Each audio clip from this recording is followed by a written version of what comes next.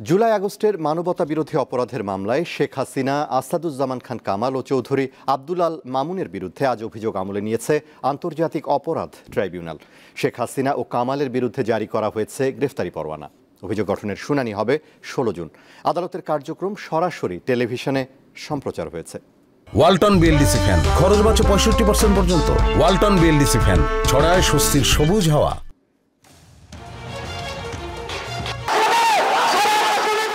2024 সালে জুলাই আগস্টের গণঅভ্যুত্থান মোকাবিলায় কঠোর অবস্থান নেয় শেখ হাসিনার নেতৃত্বাধীন আওয়ামী লীগ সরকার। ফলে দেশজুড়ে ব্যাপক রক্তপাত ঘটে, প্রাণ হারায় শত শত মানুষ, আহতের সংখ্যা হাজার হাজার।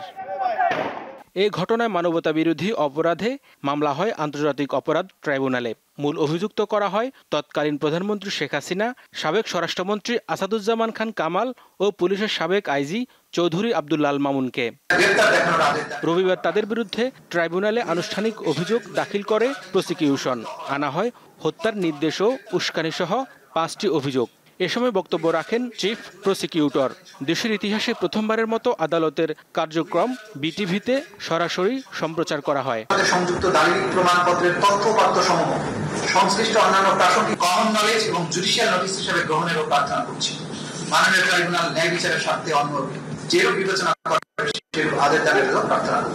আন্দোলনের সময় সরকারি বাহিনীর বিভিন্ন সহিংসতার তথ্য তুলে ধরেন চিফ প্রসিকিউটর। নিরীহ নিরস্ত্র ছাত্র জনতার উপর আক্রমণের অংশ হিসেবে murder, attempt to murder, torture, inhuman acts করার অপরাধ সমূহ সংগঠনের প্ররোচনা, অ্যাবেটমেন্ট, উস্কানি, সহায়তা, সম্পৃক্ততা, অপরাধ সংগঠন প্রতিরোধে ব্যর্থতা, অপরাধ সংগঠনের জন্য দায়ী ব্যক্তিদের শাস্তি প্রদান না করা, ফেইলিয়ার টু পানিশ, এবং ষড়যন্ত্র করার অপরাধ যা আসামিদের জ্ঞাতসারে সংগঠিত। এক পর্যায়ে অভিযোগ আমলে নেয় বিচারপতি মোহাম্মদ গোলাম মর্তুজা মজুমদারের নেতৃত্বে 3 সদস্যের ট্রাইব্যুনাল। জারি করা হয় শেখ হাসিনা ও আসাদুজ্জামান খান কামালের বিরুদ্ধে গ্রেফতারি পরোয়ানা। আর সাবেক আইজিপি চৌধুরী আব্দুল্লাহ আল মামুনকে গ্রেপ্তার দেখানোর নির্দেশ দেয় আদালত। আদালতের কার্যক্রম শেষে গণমাধ্যমকে ব্রিফ করেন চিফ প্রসিকিউটর। আমরা বলেছি এই বিচার হবে আবেগ শূন্য, প্রমাণ নির্ভর, তথ্য নির্ভর, নিরপেক্ষ এবং ন্যায় বিচার। 16 জুন আসামিদের উপস্থিতি এবং আসামিদেরকে গ্রেপ্তার করে হাজির করার জন্য নির্দেশ দেওয়া হয়েছে। ওই দিন যদি আসামিরা উপস্থিত হন তাহলে সেদিন থেকে আনুষ্ঠানিক বিচারের প্রক্রিয়া শুরু হবে।